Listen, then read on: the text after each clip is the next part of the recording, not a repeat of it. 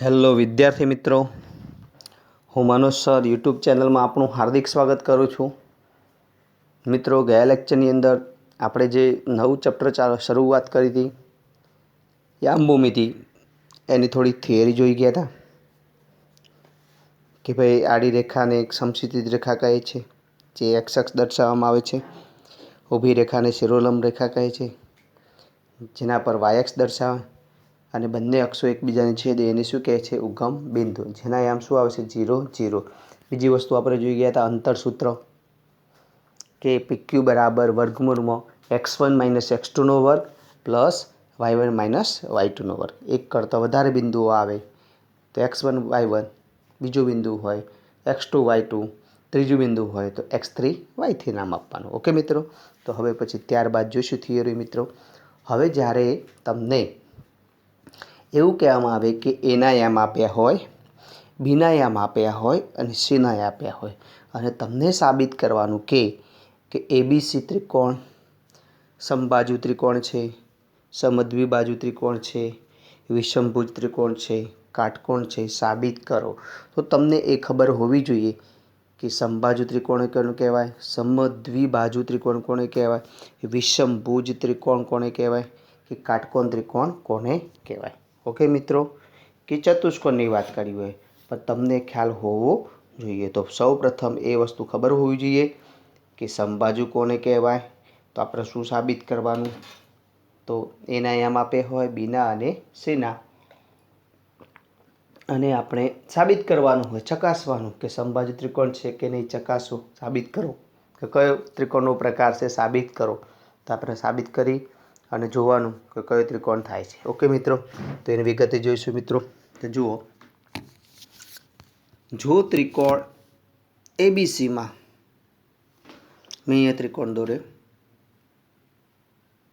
જુઓ પહેલાં મિત્રો, હવે નિશાની જુઓ, બધામાં મેં સરખી કરીશ, બધામાં સરખી નિશાની છે.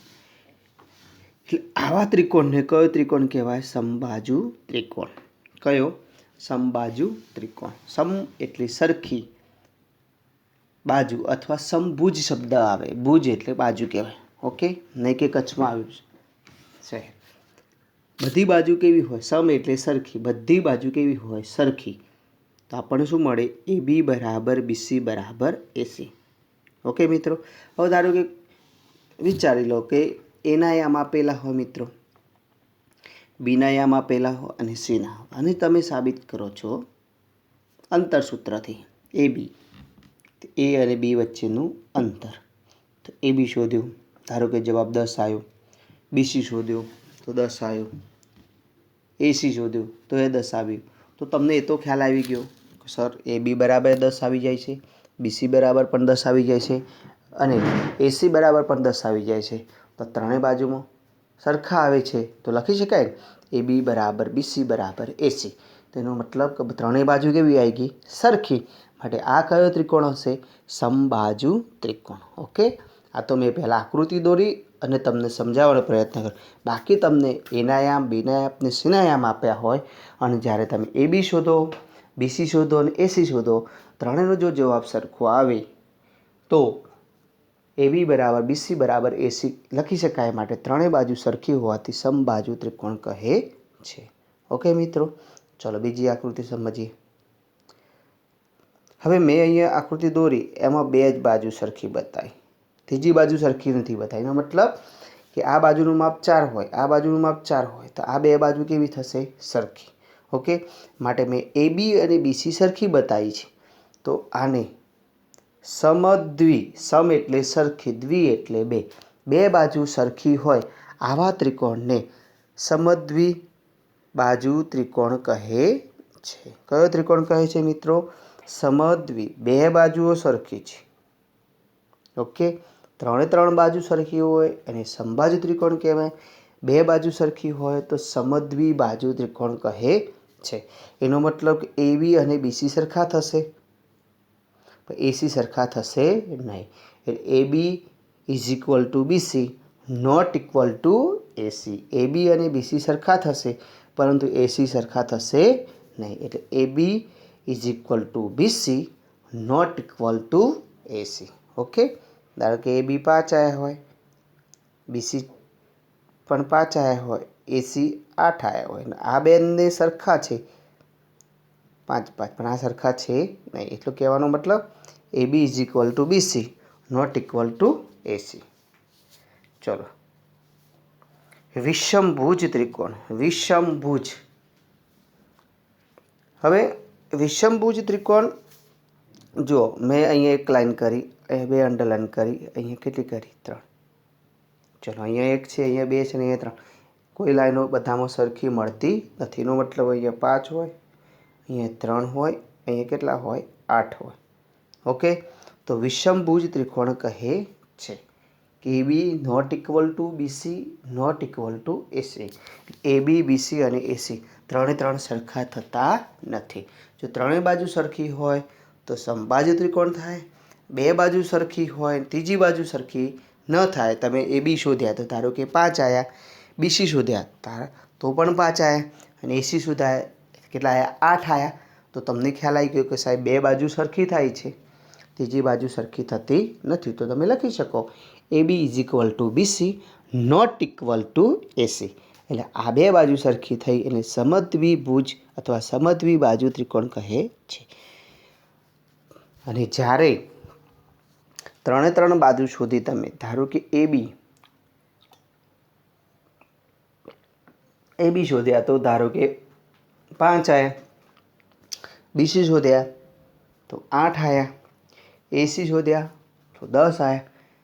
સર, અહીંયા તો એક પણ બાજુ સરખી આવતી નથી. તો આવા ત્રિકોણને વિષમભુજ ત્રિકોણ કહે છે. AB not equal to BC not equal to AC. Okay, ચલો ત્યાર પછી જોઈએ કાટકોણ ત્રિકોણ. હવે કાટકોણ ત્રિકોણની અંદર તમને એ ખ્યાલ હોવો જોઈએ કે પાયથાગોરસનો પ્રમેય વપરાય છે. ખ્યાલ છે કે કાટકોણ ત્રિકોણમાં કર્ણની લંબાઈનો વર્ગ કાટખૂણો બનાવતી 2 બાજુઓના લંબાઈઓના વર્ગોના સરવાળા જેટલો થાય છે. મિત્રો, તમારે ખાલી અહીંયા એટલું યાદ રાખવાનું કે ત્રિકોણ ABCમાં B કાટખૂણો છે. પહેલી વસ્તુ તો ત્રિકોણ ABCમાં B કેવો છે? કાટખૂણો. ઓકે, અને આ કાટખૂણો હોય તો AC શું થઈ જશે? કર્ણ થાય. AC શું થશે મિત્રો? કર્ણ. તો ત્રિકોણ ABCમાં B કાટખૂણો થાય, AC કર્ણ થાય. તો આવા ત્રિકોણને કયો ત્રિકોણ કહે છે? કાટકોણ ત્રિકોણ કહે છે. મિત્રો, તો ABનો વર્ગ પ્લસ BCનો વર્ગ. તો તમારે કાટકોણ ત્રિકોણ છે કે નહીં એ તો ક્યાંથી ખબર પડે? આકૃતિ પરથી તો ખ્યાલ આવી ગયો કે આ B કાટખૂણો છે, AC કર્ણ છે. પરંતુ જ્યારે આપણે Aના આયામ આપેલા હોય, Bના આયામ આપેલા હોય અને Cના આયામ આપેલા હોય, ત્યારે આપણે AB શોધીએ, BC શોધીએ અને AC શોધીએ, ત્યારે અહીંયા ABનો વર્ગ અને BCનો વર્ગ સામે વર્ગમૂળ નહીં લેવાનું. ABનો વર્ગ અને BCનો વર્ગ, આ બંનેના વર્ગોનો સરવાળો બરાબર ACનો વર્ગ થાય. શું? ABનો વર્ગ પ્લસ BCનો વર્ગ. ધારો કે AB 3 લઈએ અને BC કેટલા લઈએ? 4. ધ્યાન રાખો ઓકે મિત્રો. તો ABનો વર્ગ 3નો વર્ગ કેટલો થશે? 9. 4નો વર્ગ કેટલો થાય? 16. આ બંનેનો શું લેવાનો? સરવાળો કેટલો થશે? 25 ઇઝ ઇક્વલ ટુ ACનો વર્ગ થાય. AC ધારો કે કેટલા આવ્યા હોય? 5, અને 5નો વર્ગ કેટલો થાય? 25. તો ખ્યાલ આવી ગયો. AB અને BCના વર્ગોનો સરવાળો ACના વર્ગ બરાબર જેટલો થાય. તો આ જે ત્રિકોણને કયો ત્રિકોણ કહે છે? કાટકોણ ત્રિકોણ કહે છે. ઇન શોર્ટ, તમારે યાદ રાખવાનું, કોઈ પણ 2 બાજુના વર્ગોનો સરવાળો ત્રીજી બાજુના વર્ગના જેટલો થાય તો આ જે ત્રિકોણ હશે એ કયો ત્રિકોણ થઈ જશે? કાટકોણ ત્રિકોણ. તો મિત્રો, અહીંયા મેં એક આકૃતિ દ્વારા સમજાવવાનો પ્રયત્ન કર્યો છે કે એબીનો વર્ગ પ્લસ બીસીનો વર્ગ ઇઝ ઇક્વલ ટુ એસીનો વર્ગ. એનો મતલબ કે આ એસીનો વર્ગ શું થઈ જશે? કર્ણ. આ કર્ણ એબીનો વર્ગ પ્લસ બીસીનો વર્ગ. એબી અને બીસી, તો બી કેવો થઈ ગયો? ત્રિકોણ એબીસી કાટકોણ થઈ જશે ને બી કેવો થઈ જાય? કાટખૂણો. માટે એસી શું થશે? કર્ણ. ઓકે મિત્રો, ચલો આગળ જઈએ. અહીંયા ચતુષ્કોણની વાત. પહેલો ચતુષ્કોણ સમબાજુ ચતુષ્કોણ. સમબાજુ ચતુષ્કોણ. સમ એટલે ચતુષ્કોણની કેટલી બાજુ હોય મિત્રો? 4. એટલું તો ખ્યાલ હોવું જોઈએ. ચતુષ્કોણને કુલ અંગો કેટલા હોય? 10. 4 બાજુ હોય.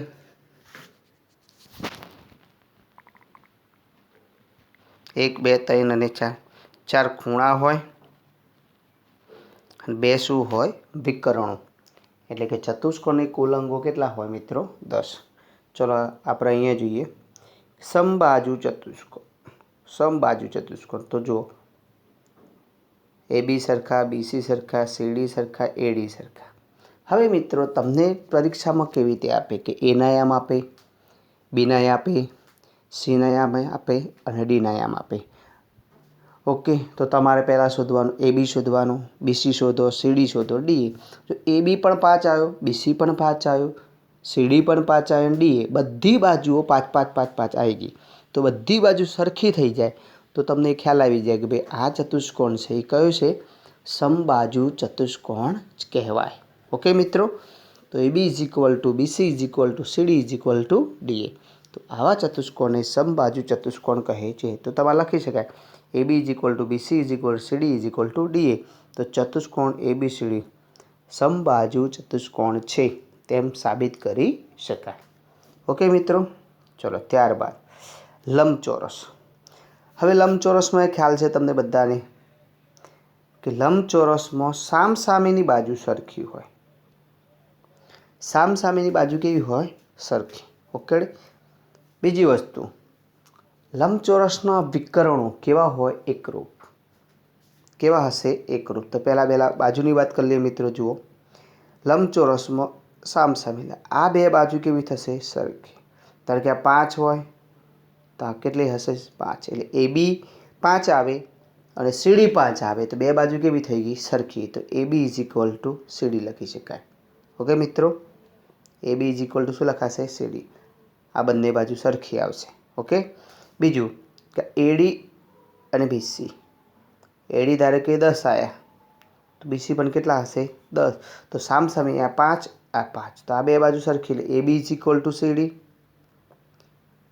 એડી અને બીસી આ 10 આ 10 તો એડી ઇઝ ઇક્વલ ટુ બીસી. આ બે સરખી આવી ગઈ. તો સામસામેની બાજુ સરખી હોય. બીજી વસ્તુ કે એસી વિકર્ણ અને બીડી. કારણ કે એસી 15 આવ્યો, બીડી પણ 15 આવ્યો. તો આ બંને જે વિકર્ણો કહેવાશે એ બંને કેવા આવે છે? સરખા.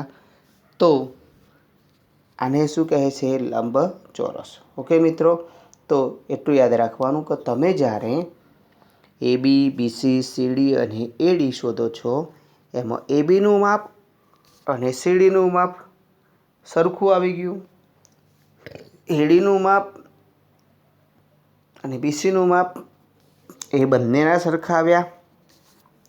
ત્યાર પછી એસી અને બીડી વિકર્ણોના માપ સરખા આવ્યા. તો આ ચતુષ્કોણને લંબચોરસ કહે છે તેમ સાબિત કરી શકાય.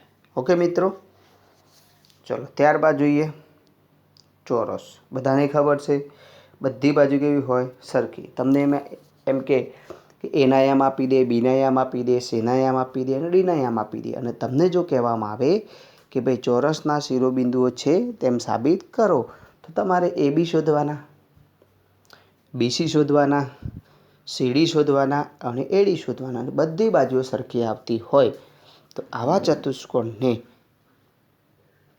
ચોરસ કહે છે. પરંતુ મિત્રો એટલું યાદ રાખવાનું કે સમબાજુ ચતુષ્કોણ માટે અને આ બંનેના કેવા થઈ જશે? સરખા. ઓકે મિત્રો, તો અહીંયા એક વિશેષ યાદ રાખજો કે આ જે વિકર્ણ છે એ છે શોધવાનો. એટલે કહેવાનો મતલબ કે એબીનો વર્ગ અને બીસીનો વર્ગનો સરવાળો એસીના વર્ગ જેટલો થઈ જાય તો સમજી લેવાનું આ કયો હશે ચોરસ. ઓકે મિત્રો, તો હવે પછી આ થિયરી એક બે વાર શાંતિથી વાંચી લેવાની, સમજી લેવાની મિત્રો. હવે ત્યાર પછી આપણે સ્વાધ્યાય 7.1 શરૂઆત કરીશું. ઓકે, જય હિન્દ, જય ભારત.